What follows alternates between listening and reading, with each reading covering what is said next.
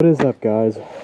It is your friendly neighborhood cap guy out here on this absolutely gorgeous day in Delaware, and I have a new mic set up again. I think this is like the 10th time, 1,000th time, whatever.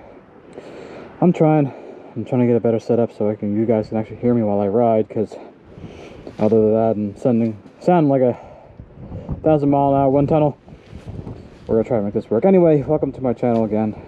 We're out in the Yamaha today, and we're going to discuss something that I've seen on YouTube, something that I've seen on forums. Is the Y, you silly person, is the WR250R underpowered? Stay tuned. Unit heading up to the Code 3 chase. Suspect was last reported southbound on Highway 99. The report party, all units go to condition 2. Hey guys, what's going on? We are back here. We are at the gas station, because what other video would it be with a dual sport at a gas station? So this video is mainly going to be 5 reasons why the WR250R is not underpowered. And again, as you can probably tell already, the audio doesn't match up to my hands. Don't mind that. Again, still running through some errors with some audio, trying to get that squared away. One thing at a time, one day at a time.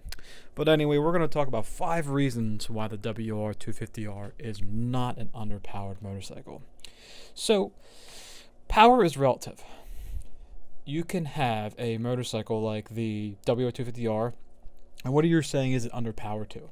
Is it underpowered to a Grom? Well, absolutely not. Is it underpowered to a Hayabusa? Well, absolutely. What is your intended purpose? Is your intended purpose for speed? Is your intended purpose for torque? Is your intended purpose for off-road use? It all kind of depends on what you want it to do.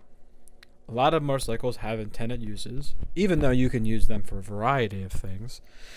But the WR250R is the furthest from being underpowered. It is an absolutely fantastic motorcycle that's great off-road and pretty decent on-road. This video later is going to show me riding on the highway and showing you the exact reason why it's underpowered. It has a lot of usable power for what the machine is made for. So that's number 2. It has 30 horsepower, and it has like 17 pounds of foot-pounds of torque. But that's more than enough for what you really need. You know, if you want to pay the extra $5,000-$6,000 to get the KTM, or you want to pay to get the Husqvarna 701, then go for it. Is it underpowered? Back to number 1, is it underpowered to them? It is, but you're also paying a lot more money, and it's also a little bit different. I mean, those bikes are just completely different from what you're using it for. For the money and the power, you can't go wrong with the WR250R. It's a fantastic bike. Again, number 3 is it's not meant for large outputs. It's not meant to go 120, 150 miles an hour. That's just not what the bike's intended purpose is for. If you wanted to get a bike that goes 180 miles an hour, then go buy a bike that's going to go for 180 miles an hour. But that's not going to be something that the WR is going to be capable of. But you wouldn't want let's just put it this way, you wouldn't want the WR250R to go 180 miles an hour. That would be for a very scary, unstable ride. But anyway, no, saying on number 3, it's not meant for really large outputs. I mean, you can up the power a little bit. You can get new exhaust. You can do all these kinds of power things. But it's not a race bike. It's not meant to race. If you wanted to buy a race bike, then buy a race bike. If you wanted to buy a dual sport, then buy it for a dual sport. Every bike has its intended purpose, and the WR is great for its intended purpose. It has number 4. It has great. English is hard. Great low-end torque and steady power whenever needed. The WR250R is a little bit twitchy, especially on the lower end of things, but it is very usable power again. A lot of these kind of go hand in hand, but a lot of they're all kind of intertwined. the power band of the WR250R is more than capable of handling pretty much any kind of task you need as far as an off-road capability situation or even sometimes an on-road capability situation. You'll see later on that I'm going upwards of 80 miles an hour, and I'm a 6'2" man weighing 260 pounds.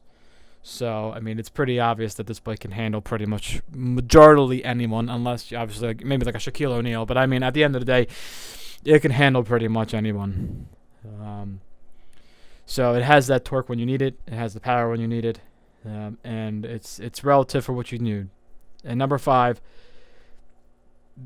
I'm going to show you a good example of why it's underpowered here shortly on my highway use of the WR250R.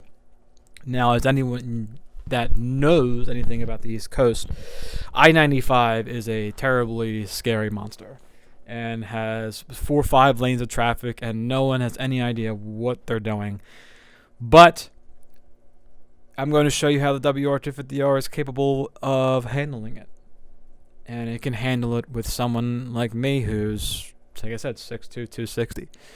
So out of those reasons, this is a great bike. This is a wonderful bike. Sit back and enjoy my lovely riding tune and the proof in the pudding of the WR250R being able to go off-road at access to 80 miles an hour. Enjoy.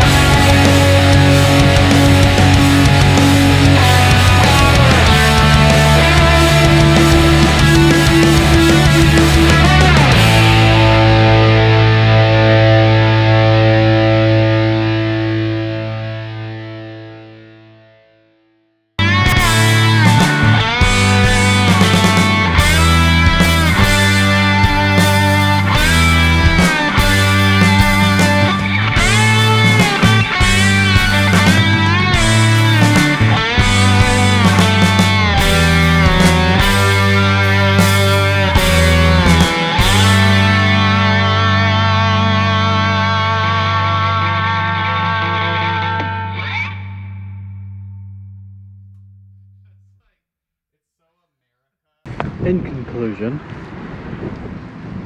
the Yamaha can definitely keep up with traffic. The Yamaha can also drop your gloves. The Yamaha can also be confidence inspiring. It's a little tall, it's a little twitchy, but it's a lot of fun. And for anyone who says that the Yamaha is underpowered, you definitely need to be relative and understand that underpowered to you might be overpowered or just enough for somebody else. And everything's relative. So, as always, it's great to having you here on my channel. It's great having you here watching my content. Please always give me that good old like, comment if you'd like to talk some more, and subscribe. I've had some pretty good conversations about the Yamaha and other bikes, and it's been really fun. I hope you guys also had a really nice Easter. I hope you guys had a really enjoyable time with your family, and I look forward to making more content for you in the future. And sorry that I haven't made any videos more recently. I've been working a lot and I had some personal stuff come up, but other than that, everything's good, and I look forward to making some more videos for you, and look forward to hearing you what you have to say.